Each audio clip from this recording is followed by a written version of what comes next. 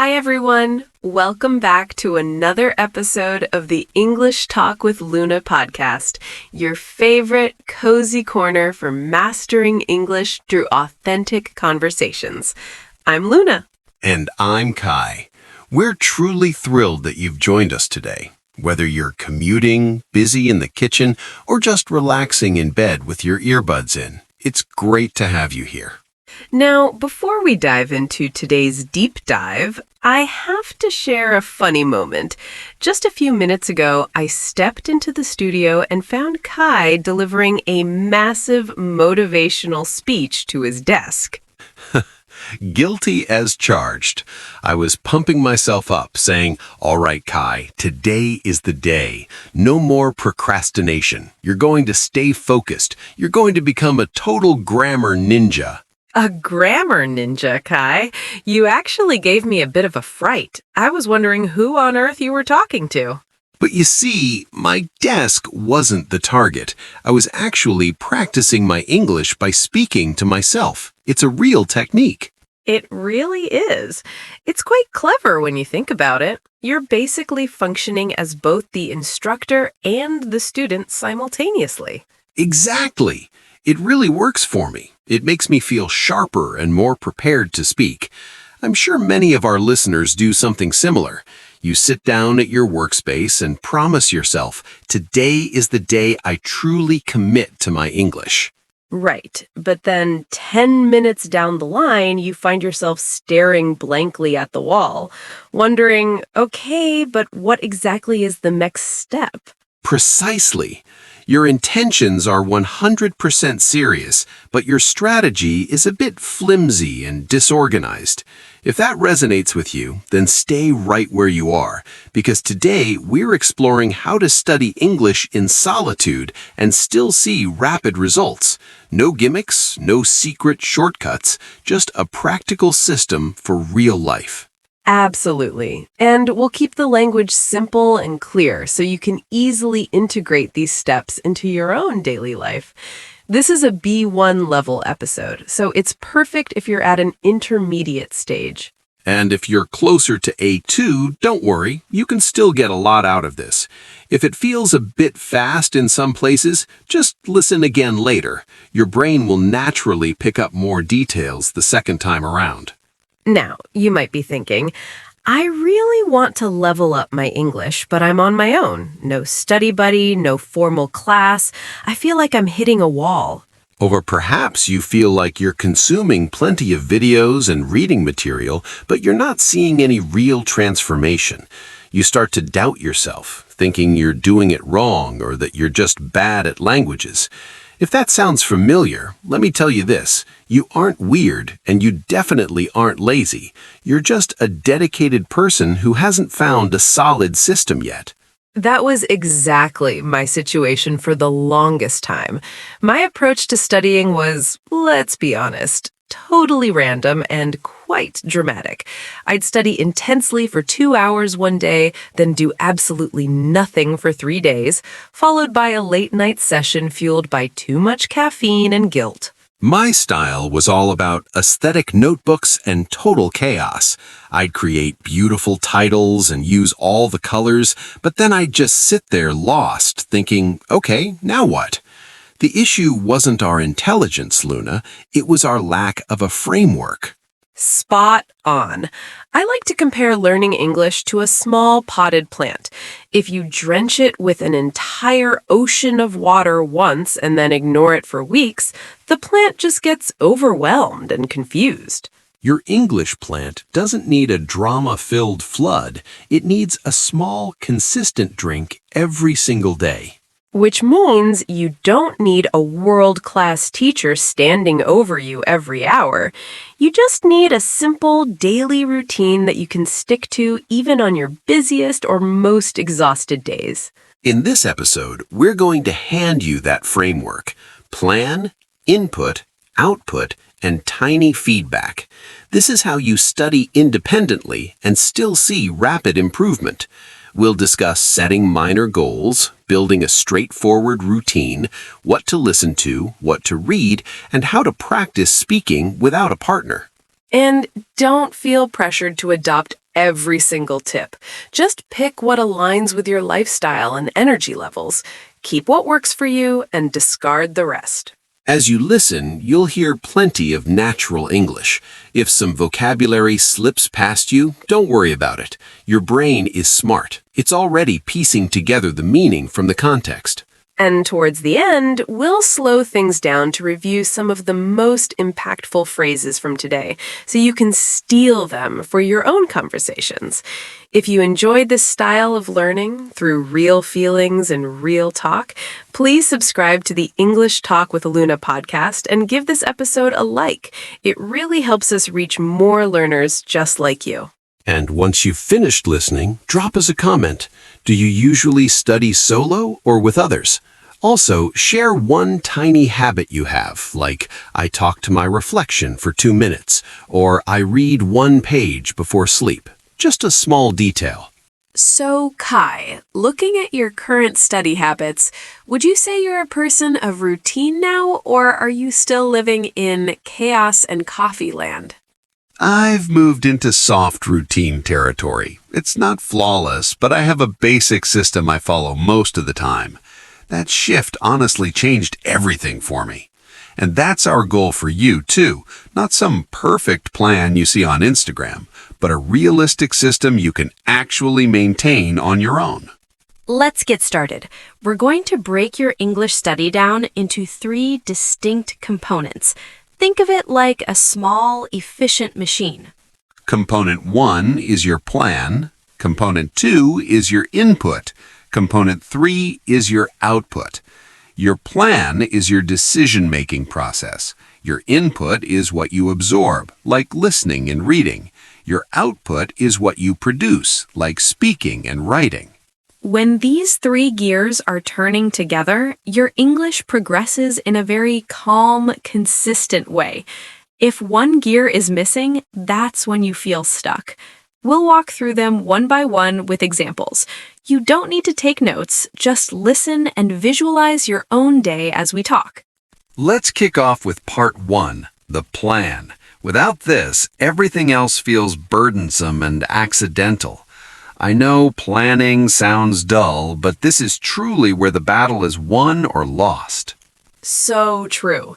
That heavy feeling you get when you sit down to study usually comes from not having a clear path.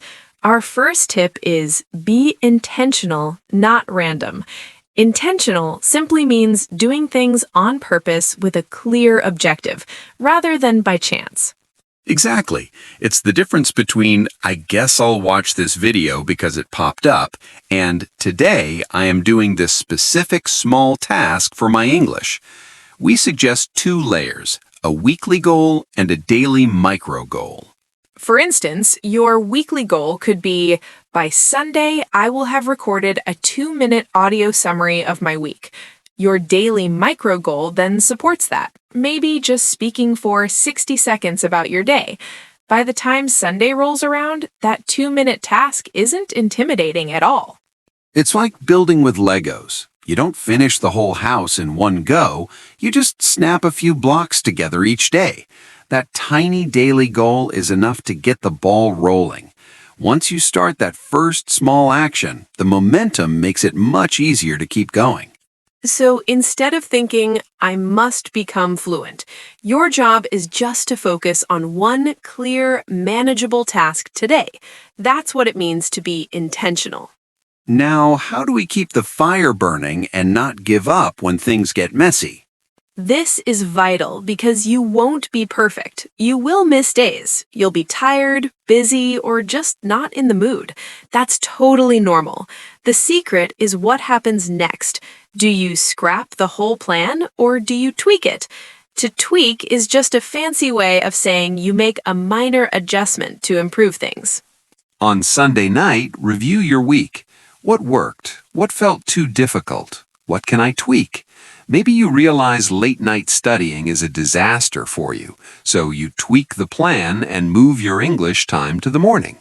And on the flip side, you need to be willing to ditch ideas entirely. To ditch is to throw it in the trash because it's no longer useful. For example, ditch the belief that studying only counts if it lasts an hour. That thought only creates guilt and stops you from doing anything. 5 minutes of focus is infinitely better than 0 perfect minutes. Your plan should be intentional, sustainable, and flexible enough to tweak rather than destroy. I love that, Kai. Think of your plan as a small boat, not a heavy stone. It can move with the waves, but it's still heading forward. Now that your plan is in place, what actually goes into your brain? Part 2 is all about input, listening and reading. Many people feel overwhelmed here because there's just too much content out there. To fix that, let's keep your input simple and low pressure. First, look at where your English materials are kept. If your notebook is buried in a box under your bed, guess what? You're never going to touch it. That's the out of sight, out of mind trap. Exactly. If you don't see it, your brain forgets it exists. So, bring English into your visual field. Leave your notebook on your desk. Keep an English book on the coffee table. You can even tape a few phrases to your bathroom mirror. That way, when you're brushing your teeth, English is just there. When it's visible, your brain stays engaged. Now, let's talk about listening. For many, this is the toughest hurdle. I remember trying to listen to a fast-paced talk show in a foreign language once. After 2 minutes, my brain just gave up. It's like your brain just stands up and leaves the room. You feel like you're on your own, and that's when you hit a plateau, that flat feeling where you aren't going down, but you aren't climbing either. If the audio is too complex, your mind will start to drift off. We want to avoid that drifting off or falling asleep. Choose content that is slightly below your maximum difficulty, like this podcast. We speak clearly so you don't feel like running away. Try this. Listen to one short sentence, pause, and repeat it aloud. Don't worry about being perfect. Just mimic the rhythm and the music of the speech. This creates a feedback loop where you hear yourself and learn instantly. 10 minutes of active mimicry is worth way more than 30 minutes of passive listening while your mind wanders. The same goes for reading. Don't start with a massive classic novel that makes you want to quit after page 1. Start small. Articles, short stories, or even dialogues. Use a 3-step loop. 1. Read for the general meaning. 2. Read again and pick 5 cool phrases. 3. Use 2 of those phrases in a sentence about your own life. Now your reading is actually fueling your speaking. Now for part 3, output. This is my favorite gear in the machine. Speaking and writing, even when you're solo. Many people claim they can't practice speaking because they have no one to talk to, but that's a myth. Start with self-talk, just like I was doing earlier. While you're making your morning coffee, narrate it. Okay, now I'm boiling the water. After this, I'll head to the office. It sounds basic, but your mouth is moving and your brain is constructing sentences in real time. You can also answer 3 daily questions out loud. What did I do yesterday? What am I doing today? What's the plan for tomorrow? This trains you to tell stories about your life. And here's a total game changer for confidence. The 60-second recording, just 1 minute. Record yourself talking about any topic on your phone, then listen back just once. Your goal isn't to criticize your voice, it's to find one tiny thing to tweak next time, maybe a pronunciation or a sentence structure. Over time, these recordings become solid proof of your growth. You'll hear that your plateau isn't actually as flat as you thought. And the best part? You did it all by yourself. Output isn't just speaking, it's writing too. Keep a 5-line journal. Use sentence shells like "to be honest" or "the main reason is." This way, you aren't just collecting random words, you're collecting actual tools for communication. When all 3 parts, plan, input, and output, work together, You don't need a miracle. You just need time. I always go back to the old saying, Rome was not built in a day. It's a perfect reminder that significant achievements take time. You can't build a city or fluency in a single weekend. But you can start today. You can get the ball rolling with one tiny action. If your notebook is visible and your micro goals are clear, English won't be out of sight, out of mind anymore. And if you have a day where you're so exhausted that you drift off during a podcast, that's perfectly fine. Get some rest and try again tomorrow. The goal isn't perfection, it's consistency. Now, let's have a calm review of the 10 powerful words and phrases we've used today. 1. Intentional. Doing something on purpose with a clear reason. Example, my study habits are intentional now. 2. Sustainable. Something you can maintain for a long time without burning out. Example, 10 minutes a day is a sustainable routine. 3. Plateau. A period where your progress feels like it is stopped or flattened out.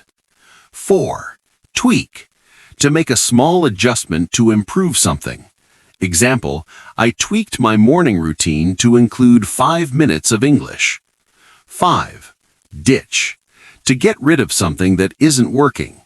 Example, I ditched my boring textbook. 6. Rome was not built in a day.